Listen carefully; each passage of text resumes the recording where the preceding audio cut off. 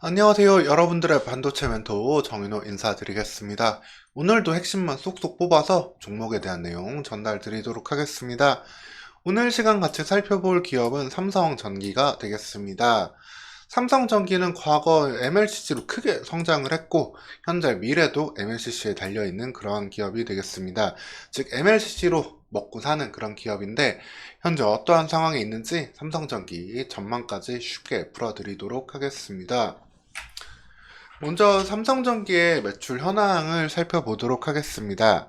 삼성전기의 매출은 크게 세 가지 사업부에서 나온다고 보시면 되는데요.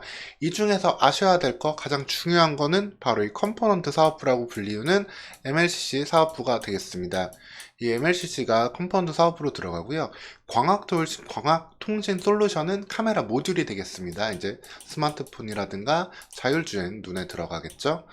이게 이제 LG이노텍 같은 경우에는 애플에 납품을 하면서 많이 돈을 버는데 삼성전기 같은 경우에는 뭐 갤럭시 향이지만 좀 상대적으로 아쉬운 모습이고요.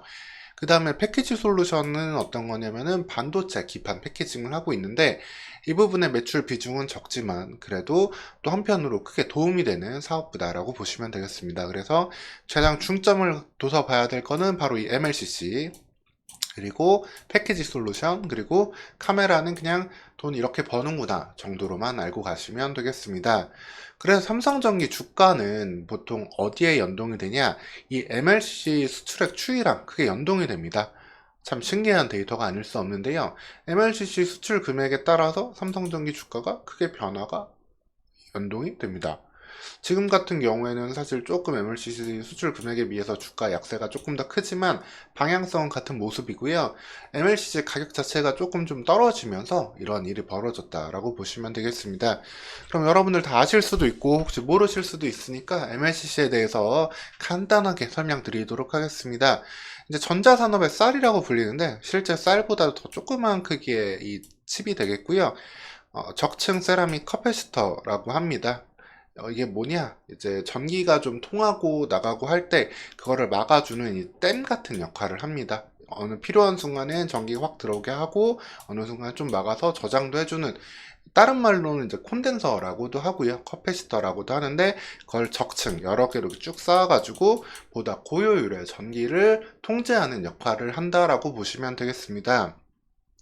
그래서 MLCC는 이 쌀이라고 불리는 이유가 우리 쌀밥 먹는 것처럼 이 휴대폰이나 노트북, PC 등 전자기기, 나아가서는 전기차, 차량용 전장에도 수만 개의 부품이 계속해서 들어가는 일이 벌어집니다. 삼성전기가 한번 MLCC로 크게 대박이 났을 때가 MLCC 칩이 좀 풍기가 되었을 텐데요.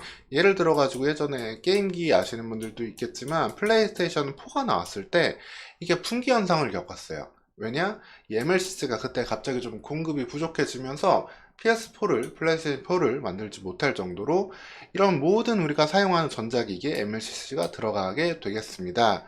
즉, 이를 통해서 이제 수요 공급에 좀 문제에 따라서 큰 폭으로 이제 성장을 했다라고 보시면 되겠습니다. 근데 이 MLC는 사실 일본 업체들이 그래도 전 세계에서 가장 많이 만들고 있어요. 그래서 일본 업체들과의 경쟁이 좀 중요한데 이 부분에 대해서도 말씀드리도록 하겠습니다. 일본의 이제 무라타 제작소라는 기업이 가장 높은 점유율과 높은 영업이익률을 지키고 있는 기업이 되겠고요. 그 외 동경 전기화학이나 타이오 유덴 등도 계속해서 경쟁을 펼치고 있는 기업들이 되겠습니다.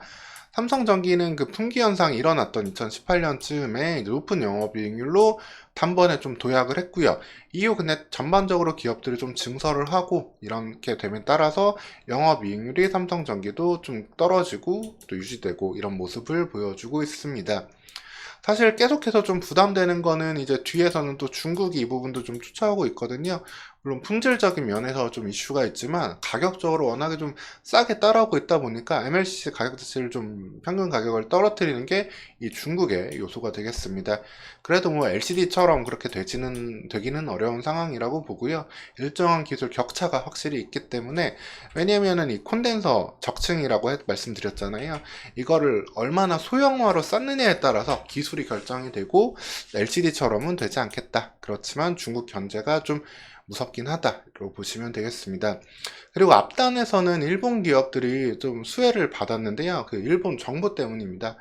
계속해서 엔저 얘기가 많이 나오고 있잖아요. 엔저. 일본으로 여행을 가기에도 좋은 그런 시기기는 한데, 그러다 보니까 일본 기업들이 수출하는데 많이 좀 유리해졌어요. 엔달러 환율이 높아질수록 일본 기업들은 제품을 좀 싸게 팔아도 높은 이익을 받을 수가 있었죠. 그래서 엔달러 환율이 계속 올라가는 이런 유리한 시점에서 일본 이런 3사 기업들의 매출은 꾸준히 우상향을 했습니다. 즉, 삼성전기는 그 중국과 일본 틈바구니에 끼어서 좀 고생을 했다라고 보시면 되겠습니다. 하지만 그럼에도 불구하고 결국은 삼성전기는 MLCC에서 답을 찾아야만 되는데요. MLCC 사용 요구량은 전체적으로 늘어날 수밖에 없습니다.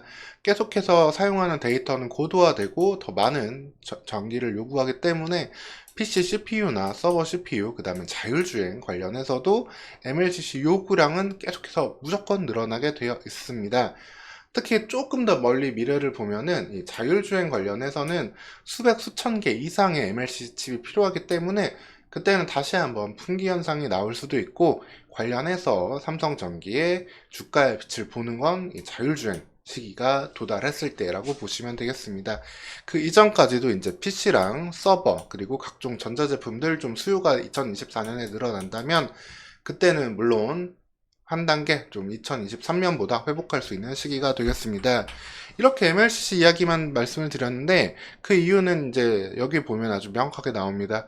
영업이익률이 차이가 많이 나요. 그러니까 아까 말씀드렸던 것처럼 매출 자체는 컴포넌트나 광학통신이나 크게 차이가 없지만 비등비등하지만, 여기서 영업이익률을 보면은 컴포넌트, 이게 MLCC죠. MLCC 영업이익률은 적어도 이제 한 10%가 꾸준히 나오는데 반해서 카메라 모듈 쪽은 뭐 적자가 나기도 하고 한 2, 3% 정도 영업이익률밖에 나오지 않습니다.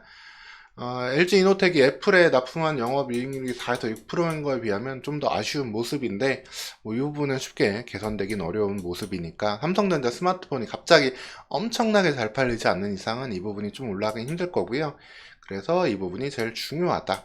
그리고 또 한편으로는 이제 또 체크해봐야 되는 거는 이 기판 솔루션 부분이 되겠습니다. 이 부분은 이제 매출액 자체가 크진 않지만 그래도 한편으로 괜찮은 영업이익률을 보여주고 있어서 매출이 올라와주면 도움이 될 사업 부분이에요. 근데 이 부분도 반도체 업황이 좀 다운돼 있으면서 좀 어려운 부분이 있었다가, 지금은 2024년에 또 회복을 기대해 볼 수 있겠습니다. 이 패키징은 결국에는 반도체 전공정에서 만들어진 웨이퍼를 이제 전방에 활용할 수 있도록 다시 감싸주는 작업을 말을 하는데요. 이것도 지금 효율을 최대한 높이기 위해서 패키징 방식이 계속 바뀌었어요. 제가 다른 반도체 영상 보시면 아시겠지만 이 FC 플립칩, 이제 칩을 뒤집어서 꼽는 패키징이 많이 사용되고 있고, 거기에 이제 대형 기판인 BGA 기판을 사용하면서 이에 대한 수요가 계속해서 늘어나고 있다. 이게 다 서버향으로 들어가는 기판이 되거든요. 이런 부분이기 때문에 이쪽의 수요 증가를 통해서 이미 생산도 늘려놨기 때문에 삼성전기의 좀 실적 증가를 이 부분 기대해 볼 수 있겠다라고 보시면 되겠습니다. 실제로도 제품 내 매출별 비중도 서버 네트워크 향이 상당 부분 올라오는 걸 알 수 있죠. 반도체 업황에 대해서 회복 기대감이 높지만 그건 다 AI 서버향인 만큼 관련해서 삼성전기의 이 기판 관련 매출 증가 한번 기대해 보셔도 되겠습니다. 그래서 삼성전기의 현재까지 좀 상황을 살펴보면은 매출액 한 10조 정도 나오고 있고, 영업이익은 이제 1조 4천억, 1조 1천억 정도 나오다가 지금은 이제 2023년에는 좀 크게 역성장을 했어요. 6천억대로 떨어졌는데, 이 부분이 이제 2024년에는 MLCC의 회복 그리고 기판 관련 좀 매출의 증가를 통해 가지고 한번 증가를 기대해 볼 수 있겠습니다. 그래서 2024년 같은 경우에는 2023년이 워낙 힘들었으니까 이 기저효과로 어느 정도 회복되는 것도 기대해 보셔도 된다라고 보시면 되겠습니다. 하지만 결국 삼성전기는 큰 도약을 하려면은 이 MLCC 시장이 좀 크게 열려야만 되기 때문에, 관련해서 얼마나 좀 전방 IT 제품들의 수요가 늘어날지, 그리고 자율주행이 얼마나 좀 빠르게 도입이 될지, 이 부분을 중점적으로 보시면서 기다리시면 되겠습니다. 삼성전기에 대해서 결론을 말씀드리면은, 결국은 MLCC입니다. 결국은 MLCC 매출과 영업이익이 회복되는 것이 필요한데, 뭐 회복은 당연히 되겠지만 그 폭이 얼만큼인지 따라서 이제 기업 가치가 많이 달라질 거고요. 기판 솔루션 부분은 반도체 업황 회복 그리고 서버양 회복에 따라 가지고 관련된 매출과 영업이익 증가세를 기대해 볼 수 있겠습니다. 그리고 광학 솔루션 카메라 쪽 매출은 일종의 거의 보조하는 역할, 매출은 크게 나오지만 영업이익 자체는 낮기 때문에 이 부분은 그냥 체크하는 정도로만 넘어가셔도 되겠습니다. 오늘 시간 이렇게 삼성 전기에 대해서 안내해 드렸고요. 추가적으로 궁금한 점은 댓글 달아주시면 되겠습니다. 오늘도 영상 시청해 주셔서 감사합니다.